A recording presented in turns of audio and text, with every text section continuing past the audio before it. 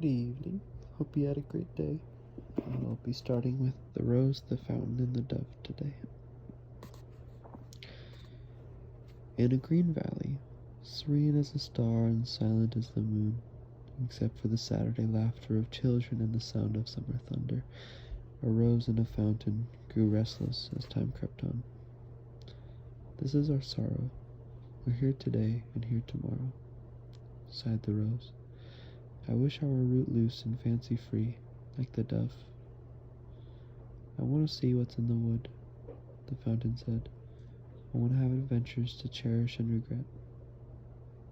We signaled the dove in a cipher of sparkle, and the dove came down from the sky and made a graceful landing. What's in the wood? The fountain asked. You have wings, and you must know, for there's nowhere you cannot go. I like to fly above the green valley, said the dove. The green valley is all I know, and all I want to know. Stars fall in a pool in the wood, the rose declared. I hear them sputter, they strike the water. I could fish them up and dry them out and sell them to a king, if I had wings like you, she told the dove. I like it where I am, the dove replied. Flying above the valley, I watch the stars that do not fall and would not want to sell them.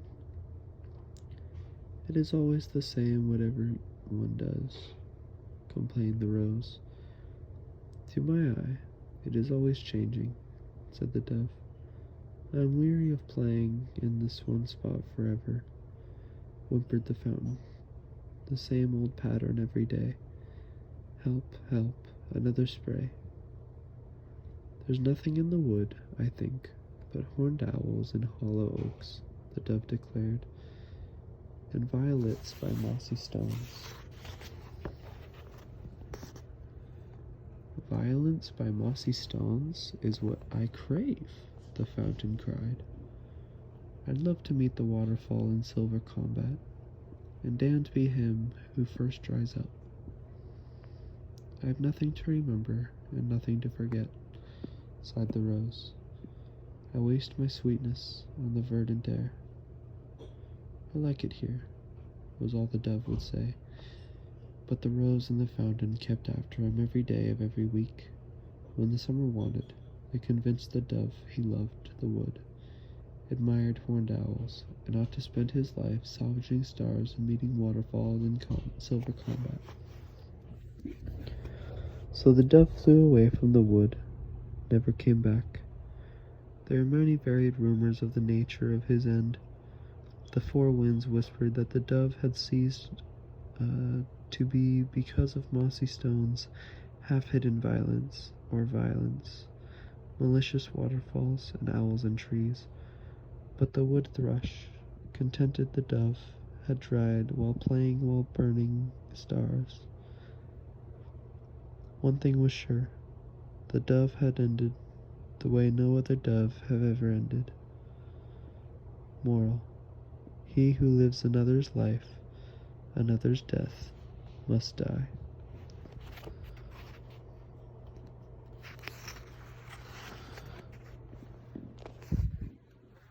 The Bachelor Penguin and the Virtuous Mate. One spring, a bachelor penguin's fancy lightly turned, as it did in every season, to thought of illicit love. It was this gay seducer's custom to make passes on the more desirable females after their mates had gone down to the sea to fish. He had found out that all the females in the community made a ritual of rearranging the sitting room furniture, putting it back where it had been the day before, and they were only too glad to have a strong male help them move the heavier pieces. Their mates had grown less and less interested in housework, and more addicted to fishing as time went on. The bachelor penguin proved handy at putting on or taking off screen doors, removing key wedges in locks, meant for other keys, and rescuing the females from other quandaries of their own making. After a few visits, the feathered Don Juan induced the ladies to play hide in the dark with him. And guess who this is? The web footy. As the seasons rolled on, the handsome and well-groomed Casanova became a little jaded by his successes with the opposite sex. Then, one morning, after the other male penguins had gone to the seashore to fish as usual, Don J. Penguin spied the prettiest female he had ever seen, trying, all by herself, to move a sitting-room sofa back to the spot where it had been the day before. Don gallantly offered to help the matron in distress, and then gladly accepted with a shy look and a faint blush. The next morning, the bachelor, who knew how to play with his cards, came back and helped the house penguin put on the screen door. The following day, he fixed the broken catch of her necklace. The day after that, he tightened the glass top of her percolator. Each time that he suggested playing hide in the dark, or guess who this is, the object of his desire thought of something else for him to fix, or loosen, or tighten, or take off or put on. After several weeks of this, the amorist began to suspect that he was being taken, and his intended victim corroborated his fears. "Unless you keep on helping me take things off and put things on, and pry things loose and make things tighter," she told the dismayed collector of broken hearts, "I will tell my maid about your improper advances and your dishonorable intentions." Don Penguin knew that the clever penguin's mate was the strongest male in the community, and also had the shortest temper and the least patience. There wasn't going to be any hide in the dark, or guess who this is, or web footy. And so he spent the rest of his days working for the virtuous and gleeful lady of his desire, moving sofas, taking things off and putting things on, loosening this and loosening that, and performing whatever other tasks his fair captor demanded of him. His bow tie became untied, his dinner jacket lost its buttons, his trousers lost their crease, and his eyes lost their dream. He babbled of clocks, and of keys caught in locks, and everybody closed her door when he came waddling down the street, except the penguin who had taken him in, with a beauty as unattainable as the stars, and a shy look and a faint blush as phony as a parrot's laugh. One day, her mate, returning early from the seas, caught a glimpse of Don leaving the house and said, "What did old Droop Feather want?" "Oh, he washes the windows and waxes the floors and sweeps the chimney," the female replied. "I believe he had an unhappy love affair." Moral: one man's mate may sometimes be another man's prison.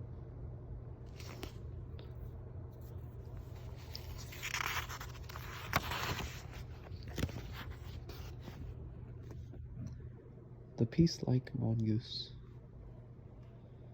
In Cobra country, a mongoose was born one day who didn't want to fight cobras or anything else. The word spread from mongoose to mongoose that there was a mongoose who didn't want to fight cobras, and if he didn't want to fight anything else, it was his own business. But it was the duty of every mongoose to kill cobras, or be killed by cobras. "Why?"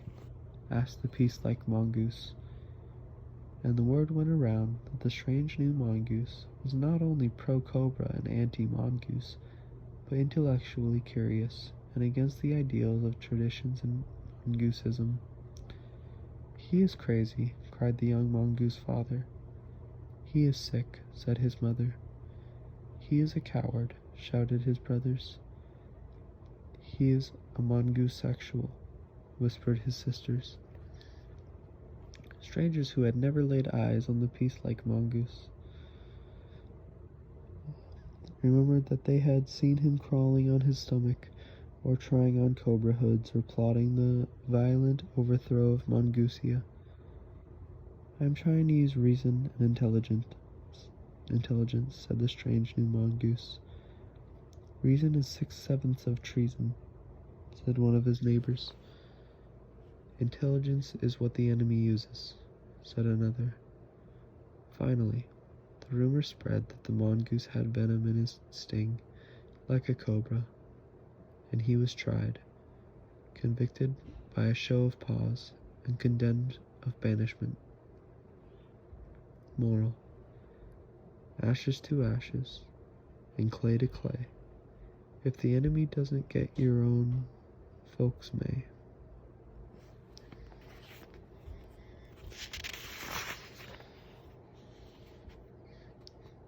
That will do it for tonight. Sleep well, and I will see you tomorrow.